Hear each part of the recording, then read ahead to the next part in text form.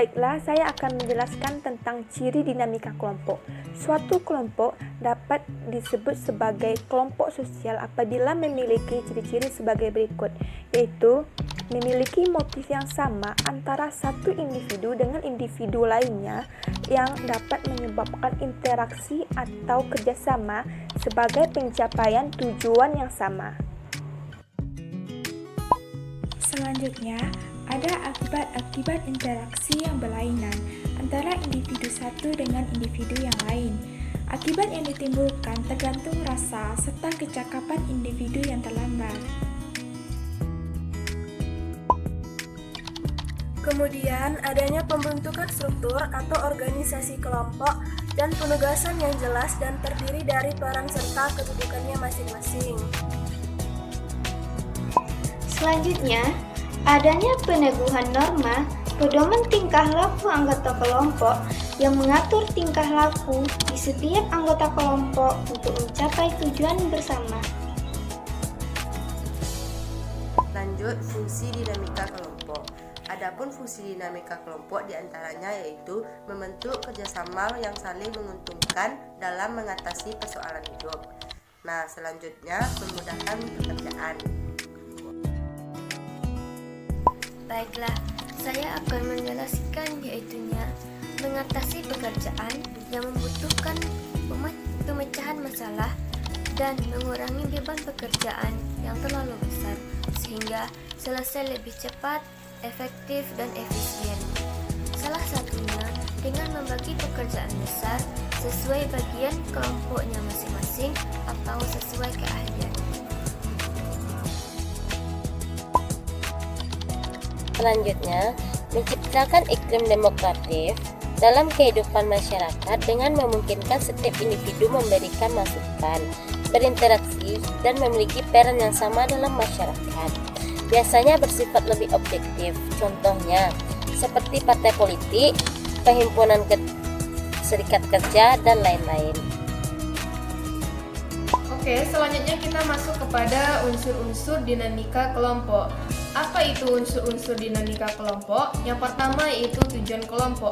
Nah, tujuan kelompok ini adalah sebagai gambaran dari anggota atau harapan anggota kepada kelompok. Nah, untuk mendapatkan hasil kelompok yang maksimal atau efektif, diperlukannya kerjasama antara tim dengan tim dengan individu, atau sebaliknya individu dengan individu. Selanjutnya, adapun kekompakan kelompok. Kekompakan kelompok ini adalah menunjukkan suatu rasa tetap ingin tinggal di dalam kelompok. Hal ini dapat berupa seperti loyalitas, rasa memiliki, rasa keterlibatan, dan keterikatan.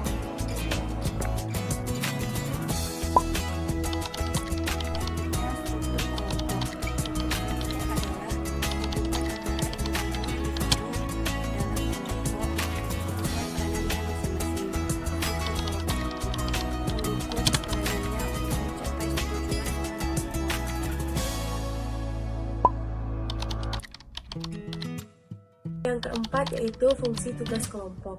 Fungsi tugas kelompok adalah fungsi yang dikerjakan secara berkelompok untuk mencapai tujuan yang sama. Sebaiknya, tugas kelompok ini dikerjakan secara menyenangkan karena dengan secara menyenangkan dapat mencapai tujuan dan menjamin fungsi kelompok ini dapat terpenuhi.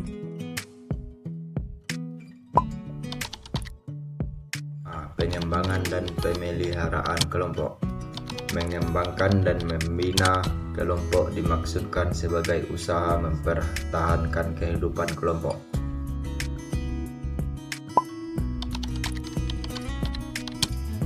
Suasana kelompok. Suasana kelompok adalah keadaan moral, sikap dan perasaan bersemangat atau apatis yang ada dalam kelompok. Suasana kelompok yang baik bila anggotanya merasa saling menerima, saling saling percayai, dan bersama.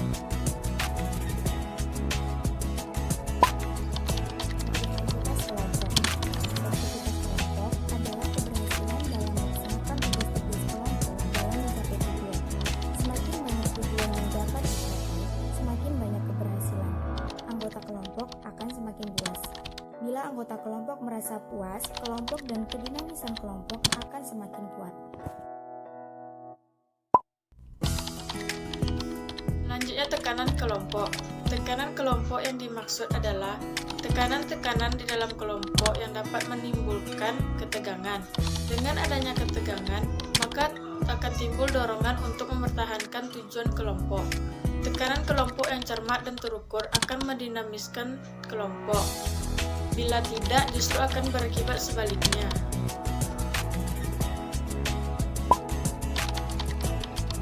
Selanjutnya adalah maksud terselubung. Maksud terselubung adalah tujuan anggota kelompok yang terselubung ditutup-tutupi atau tidak diberitakan kepada anggota lainnya karena memiliki tujuan yang berbeda dengan tujuan kelompok yang telah disetujui. Berikut adalah penjelasan dari kami. Saya mohon maaf jika ada kata yang salah. Saya akhiri dengan Assalamualaikum warahmatullahi wabarakatuh.